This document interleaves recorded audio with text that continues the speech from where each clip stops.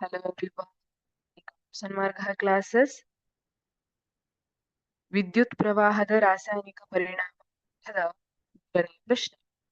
ವಿದ್ಯುತ್ ಮಂಡಲದಲ್ಲಿ ವಿದ್ಯುತ್ ಬಲ್ಬ್ ಬೆಳಗಲು ಕಾರಣವಾಗುವ ವಿದ್ಯಮಾನ ವಿದ್ಯುತ್ತಿನ. ಆಪ್ಷನ್ ಎ ರಾಸಾಯನಿಕ ಪರಿಣಾಮ, ಆಪ್ಷನ್ ಬಿ ಭೌತ ಪರಿಣಾಮ, ಆಪ್ಷನ್ ಸಿ ಕಾಂತೀಯ ಪರಿಣಾಮ, ಆಪ್ಷನ್ ಡಿ ಶಾಖೋತ್ಪನ್ನ ಪರಿಣಾಮ. ಈಗ ವಿದ್ಯುತ್ತಿನ ಯಾವ ಗುಣ ಇಲ್ಲಿ ವಿದ್ಯುತ್ ಬಲ್ಬ್ ಬೆಳಗ್ಲಿಕ್ಕೆ ಸಹಾಯಕವಾಗಿರುವಂತದ್ದು? ಉಂಟು ಮಾಡುವಂತಹ ರಾಸಾಯನಿಕ ಪರಿಣಾಮನ ಅಲ್ಲ. ಆಪ್ಷನ್ ಎ ತಪ್ಪಾದ ಉತ್ತರ. ಭೌತ ಪರಿಣಾಮ ಹೌದು, ಆದ್ರೆ ಭೌತ ಪರಿಣಾಮದಲ್ಲಿ ಯಾವುದು ಪರ್ಟಿಕ್ಯುಲರ್ ಆಗಿ ಆಪ್ಷನ್ ಅಲ್ಲಿ ಕೊಟ್ಟಿದ್ದಾರೆ, ಹಾಗಾಗಿ ಇದನ್ನ ಕೂಡ ತಪ್ಪಾದ ಉತ್ತರ ಅಂತ ಹೇಳ್ತೀನಿ. ಕಾಂತೀಯ ಪರಿಣಾಮ.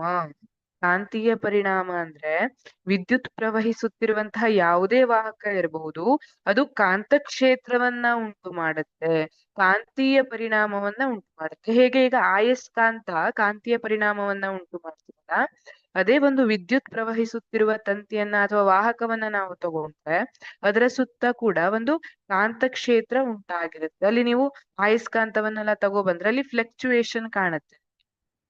ಇದು ಸೂಜಿ ಇರ್ತದಲ್ಲ, ಯಾವ ಕಂಪಾಸ್ ಎಲ್ಲ ತಗೊಬಂದ್ರೆ ದಿಕ್ಸೂಚಿ, ಅದರಲ್ಲಿ ಫ್ಲಕ್ಚುಯೇಷನ್ಸ್ ಕಾಣ್ತದೆ.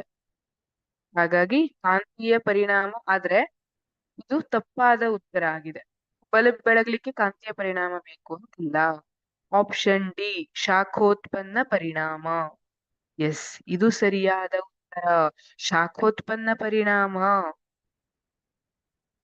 ಇಲ್ಲಿ ಏನಾಗ್ತದೆ, ಟಂಗ್ಸ್ಟನ್ನ ಸುರುಳಿ ಇರ್ತದೆ ಬಲ್ಬ್ ನಲ್ಲಿ, ಟಂಗ್ಸ್ಟನ್ನ ಸುರುಳಿ ಇರ್ತದೆ. ಇದು ಹೆಂಗೆ ಅಂದ್ರೆ, ಈಗ ವಿದ್ಯುತ್ ಹರಿತಾ ಇದೆ, ಅದು ವಿದ್ಯುತ್ತನ್ನ ತನ್ನ ಮೂಲಕ ಹರಿಲಿಕ್ಕೆ ಪ್ರತಿರೋಧವನ್ನ ಹೊರಡ್ತದೆ. ನೀ ಹರಿಬೇಡ ನನ್, ಆದ್ರೆ ವಿದ್ಯುತ್ತಿಗೆ ಹರಿಲೇಬೇಕು, ಹೊರ್ಕೊಂಡ್ ಮುಂದ್ ಹೋಗ್ಲೇಬೇಕು. ಅದೇನ್ ಮಾಡ್ತದೆ, ಬಹಳ ಶಕ್ತಿ ಹಾಕಿ ಮುಂದ್ ಹೋಗ್ತದೆ. ಆ ಸಮಯದಲ್ಲಿ ಅಲ್ಲಿ ಶಾಖ ಉತ್ಪತ್ತಿ ಆಗ್ತದೆ. ಸುಮಾರು 2500 ಡಿಗ್ರಿ ಸೆಲ್ಸಿಯಸ್ ಅಷ್ಟು ಶಾಖ ಉತ್ಪತ್ತಿ ಆಗುತ್ತೆ ಅಂತ ಹೇಳ್ತಾರೆ.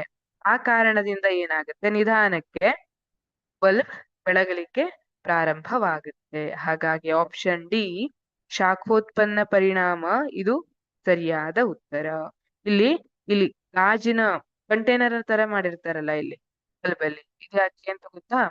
ಯಾಕೆಂದ್ರೆ ಈ ಟಂಗ್ಸ್ಟನ್ ಏನಿದೆ ಅದು ಆಕ್ಸಿಜನ್ ಜೊತೆ ಉರಿದು ಹೋಗ್ಬಾರ್ದು ಕಾರಣಕ್ಕಾಗಿ ಇದ್ರೊಳಗಡೆ ನೈಟ್ರೋಜನ್ ಅಂತಹ ಅನಿಲವನ್ನ ತುಂಬಿಡ್ತಾರೆ. ಇದು ನಿಷ್ಕ್ರಿಯ ಅನಿಲ ನೈಟ್ರೋಜನ್ ಅನ್ನು, ಹಾಗಾಗಿ ಅದನ್ನ ತುಂಬಿಡ್ತಾರೆ ವಾತಾವರಣದ ಕಾಂಟ್ಯಾಕ್ಟ್ ಗೆ ಬರದೇ ಇರುವಂತೆ ಮಾಡ್ಲಿಕ್ಕೆ. Thank you.